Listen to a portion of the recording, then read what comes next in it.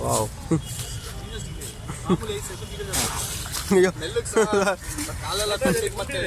ಗುಂಡಿ ನಮ್ದೇ ಅಲ್ಲ, ಅದು ನಾವೇ ಹೊಡೆದಿಸಿದ.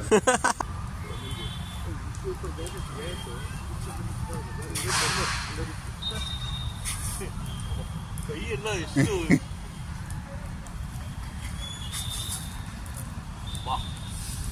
ಫುಲ್ ಈಗಲೇ ಎಷ್ಟು ಇದಾಗ್ತಿದೆ ಅಂದ್ರೆ ಜುಮ್ ಜುಮ್ ಅಂತಿದೆ. ಇಲ್ಲಿ ನೋಡಿ, ಇಷ್ಟು ದೊಡ್ಡದು ನೋಡಿದು, ಇದು ಸಕ್ಕ ದೊಡ್ಡದಿದೆ ಇದು.